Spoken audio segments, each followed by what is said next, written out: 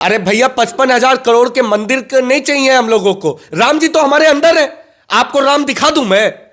राम को देखना चाहती हैं? हाँ। राम जी को देखना चाहती हैं? नहीं दिखा पाएंगे। मैं कह रहा हूं राम जी को देखना चाहती हैं। जो लोग शैतान है जिनकी बात हम कर रहे हैं, जो राम को नहीं मानते, जो शैतान को मानते हैं, राम को नहीं मानते हैं, तो बैठे क्यों? वाले उनको चांदी के पत्र पर न्योता मिला है। राम जी के वंशजों को तुम डंडा मारोगे?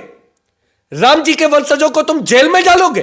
अरे वो जगहें हैं हिंदू को, और आप बात कर रहे हैं नहीं तो मैं कौन हूं? आप लोग सोए हुए। मैं कौन हूं? हम लोग हिंदू नहीं है क्या? वो ये तो आप समझानिए नहीं, ना।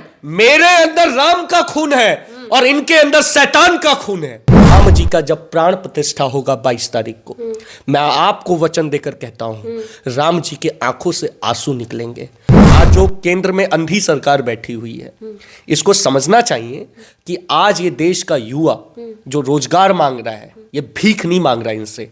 आज हम अपनी मांग, जो हमारा अधिकार मांग रहे हैं। मेरे भगवान राम का मंदिर जब बनेगा, उनके अंदर 22 तारीख को प्राण डाले जाएंगे, और जैसे ही उनके अंदर प्राण डाला जाएगा, देखेंगे कि मेरे अंदर प्राण डाला जा रहा है और मेरे वंश के वंशज आज बेरोजगार है। वो जब रोजगार मांग रहे हैं तो ये सरकार जो प्राण डाल ली है मूर्ति के अंदर, वो उनको डंडा मार रही है। हम लोग डंडा खाने के लिए पैदा हुए? आपको हमारे अंदर राम क्यों नहीं दिखता? आपको घर के अंदर एक बहन है, उसके अंदर सीता क्यों नहीं दिखती? करोड़ ये अगर राम है तो इनको डंडा मरवाने वाली सरकार शैतान हुई कि नहीं हुई? मैं राम के गोत्र का हूं, राम के धर्म का हूं, राम की जात का हूं। अब उनके गोत्र के, उनके असली वंशजों को न्योता नहीं है।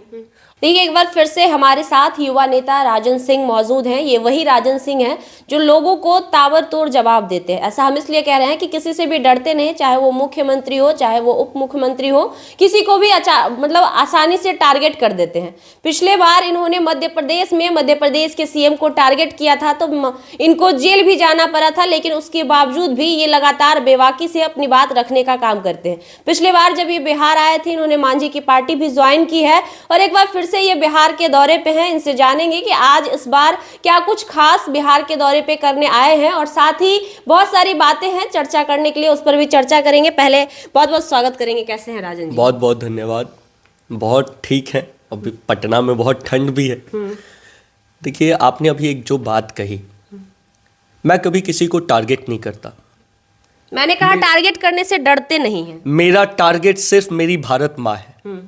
जो मेरी भारत माँ को टारगेट करता है वो मेरे टारगेट पे, चाहे वो कोई भी हो, जो चाहे कोई भी हो। और हम ही लोग जैसे हैं ना, 2 आंख वाले ही तो हैं सब, 2 हाथ वाले ही तो हैं सब। अगर कोई 4 आंख और 4 हाथ वाला होता तो उससे हम लोग डर जाते। जेल गए ना, एक बार फिर से जाने का इरादा है क्या? जब राम जी 14 वर्ष का वनवास काट सकते हैं, भगत सिंह फांसी चढ़ सकते हैं, मुजफ्फरपुर में 13-14 साल के युवा को एक फांसी दे दी जाती है, उसके बाद वो लोग नहीं डरते, तो मैं तो जेल गया हूं। और जेल जाना कौन सी खराब चीज है? इस देश का अंदर कोई भी क्रांतिकारी, कोई भी आंदोलनकारी, कोई भी भारत का सेनानी बिना जेल गए तो इस देश को स्वतंत्रता नहीं मिली। तो हम लोग तो बिहार स्वतंत्र कराने निकले हैं। हम लोगों को आज जो बिहार के अंदर एक परिवर्तन चाहिए। बिहार स्वतंत्र नहीं है। नहीं, स्वतंत्र नहीं है ना। अगर स्वतंत्र होता तो आज हमारे जो युवा हैं उनको लाठी खानी पड़ती। तो लाठी तो हर सरकार में हर किसी को, विपक्ष पार्टी को खानी पड़ती है। ये जो केंद्र सरकार जो है, जो केंद्र सरकार आज युवाओं के साथ जो छलावा कर रही है, तो इसके खिलाफ कौन बोलेगा? और अगर हम बोलेंगे और उसके बाद ये हमें अगर जेलों में डाल देंगे, तो क्या हम डर के चुप हो जाएं? ये बिहार डरने वालों की भूमि है। ये बिहार डरने वालों की भूमि नहीं है। यहां तो एक से एक बढ़ के क्रांतिकारी लोग हुए, और हम लोगों का तो खून क्रांतिकारी है। तो हम लोग इन लोगों से डरते नहीं है, पहली चीज तो ये। और ये सरकार ये चीज समझ ले, आज जो केंद्र में अंधी सरकार बैठी हुई है, इसको समझना चाहिए कि आज ये देश का युवा जो रोजगार मांग रहा है, ये भीख नहीं मांग रहा है इनसे। आज हम अपनी मांग, जो हमारा अधिकार मांग रहे हैं। आप राम लला को लाने वाले सरकार को अंधी सरकार कह रहे हैं, सोच समझ कर बोलिएगा। राम लला को वो ला रहे हैं? बिल्कुल, मोदी जी ला रहे हैं। मोदी जी की जाति क्या है? मोदी जी की जाति क्या है? वो तो बोलते हैं हम, कभी बोलते हैं हम ओबीसी का बेटा है, कभी वो बोलते हैं हम मोदी परिवार से हैं। तो कैसे? मैं राम जी की जात का हूं, और मेरी जो जाति है वो राम है।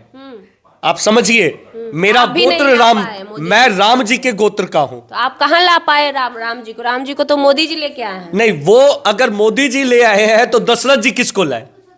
अगर वो ले आए हैं तो दशरथ जी किसको लाए हैं? आप नहीं मानते हैं इस बात को? मैं एक चीज मानता हूं कि आज मेरे भगवान राम के अंदर प्राण प्रतिष्ठा होने जा रही है। मैं बहुत खुश हूं कि भारतीय जनता पार्टी ने अपना वादा निभाया, मंदिर बनाने का वादा निभाया, इसके लिए उनको बधाई।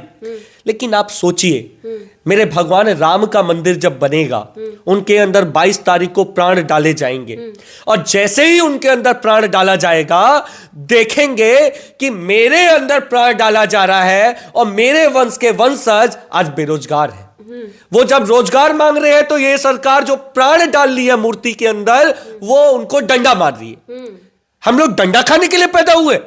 राम जी के वंशजों को तुम डंडा मारोगे? राम जी के वंशजों को तुम जेल में डालोगे? अरे वो जगाए हैं हिंदू को और आप बात कर रहे हैं नहीं डंडा तो मैं मारने कौन की। हूं? आप लोग सोए हुए मैं कौन हूं? हम लोग हिंदू नहीं है क्या? वो ये तो आप समझानिए नहीं, ना।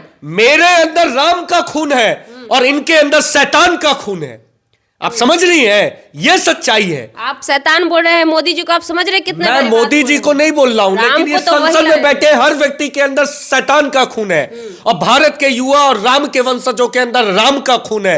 राम के खून और शैतान के खून को मिलाने की बात मत कीजिए। मेरा खून निकाल के देखेंगे तो राम जी के तरह राम ललाट वाला लाल रंग निकलेगा, और जब संसद में बैठे हुए और इस विधानसभा के अंदर बूढ़े रखे लोगों के अंदर जब देखेंगे तो इनके अंदर शैतान का खून मिलेगा। मतलब बहुत बड़ी बात कह रहे हैं आप, शैतान का खून समझ रहे हैं? आज नहीं, शैतान का खून नहीं है। आप ये बताइए, गरीबों के घर तोड़े जा रहे हैं, युवाओं को बेरोजगार छोड़ा जा रहा है, मेरी बहनों को सुरक्षा नहीं है। आज हर अस्पताल के अंदर दम तोड़ती हुई मेरी मां के अंदर सीता मां है। आज हर सड़कों पर रोजगार रोजगार रोजगार रोजगार रोजगार चिल्लाते हुए राम के अंदर में राम भगवान है। आप उसको डंडा मरवा रहे हैं और फिर एक मूर्ति को लेकर प्राण प्रतिष्ठा की बात करते हैं। तो आपको 55,000 करोड़ का मंदिर नहीं चाहिए? अरे भैया, 55,000 करोड़ के मंदिर नहीं चाहिए हम लोगों को। राम जी तो हमारे अंदर है। आपको राम दिखा दूं मैं? राम को देखना चाहती हैं? हाँ। राम जी को देखना चाहती हैं? आप नहीं दिखा पाएंगे। मैं कह रहा हूं राम जी को देखना चाहती आप हैं? नहीं दिखा पाएंगे। मैं आपको अभी साक्षात राम दिखाता हूं। एक सेकंड के लिए अपना आंख बंद कीजिए, ऐसे, और अब इन लाखों युवाओं की तरफ देखिए।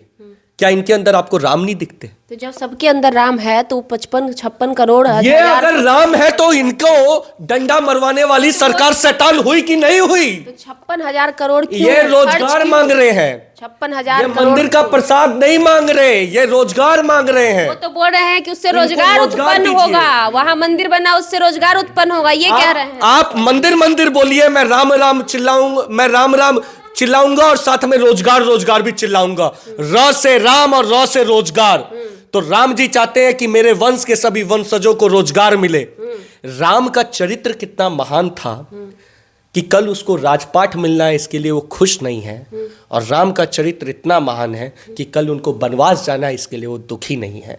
लेकिन राम जी का जब प्राण प्रतिष्ठा होगा 22 तारीख को, मैं आपको वचन देकर कहता हूं, राम जी के आंखों से आंसू निकलेंगे, और वो आंसू इसलिए निकलेंगे जब वो देखेंगे कि मेरे वंश के वंशजों के अंदर, मेरे वंश के वंशजों को आज रोजगार नहीं मिल रहा है। सिर्फ उनके वंशजों को नहीं, सभी लोगों को बोलिए। नहीं, ये सब हम तो वंशज ही है ना। प्रजा सभी नहीं, हम सब उनके वंशज हैं, हम सब उनके वंशज हैं। और आज भगवान राम जो हैं, वो ये देखकर दुखी हैं कि मेरे वंश के वंशजों के पास रोजगार नहीं।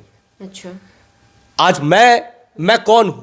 आपको मेरे अंदर क्यों नहीं राम दिखता? मेरे अंदर क्यों नहीं राम दिखता?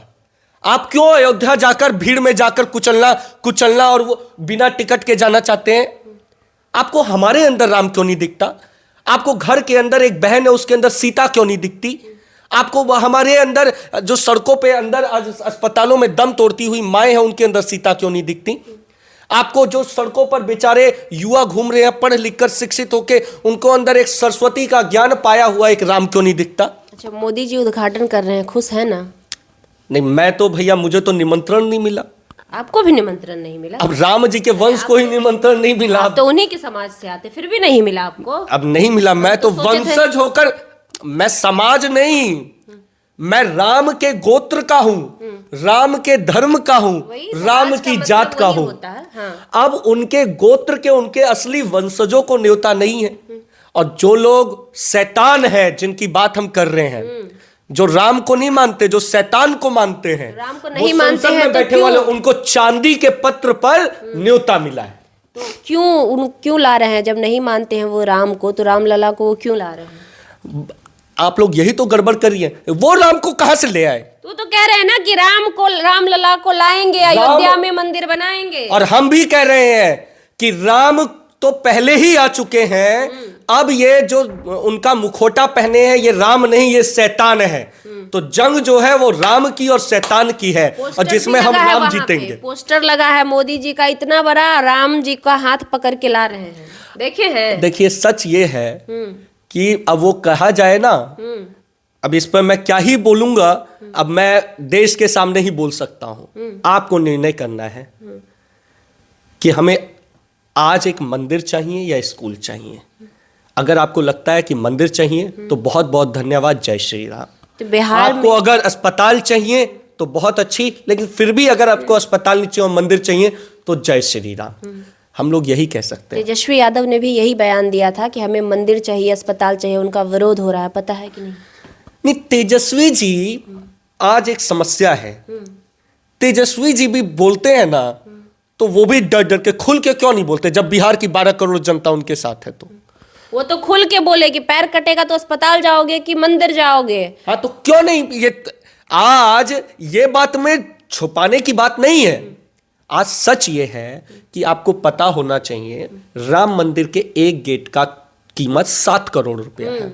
100 गेट लगे हैं। अब सोचिए, मेरे राम जो वनवास में है, जो सबरी का बेर खा रहे हैं, जो जटायु से मिल रहे हैं, जो निषादों का साथ ले रहे हैं, वो राम क्या सोने के महल में रहने के लिए आ जा रहे हैं? वो ऐसे राम नहीं है। राम का चरित्र बहुत महान है।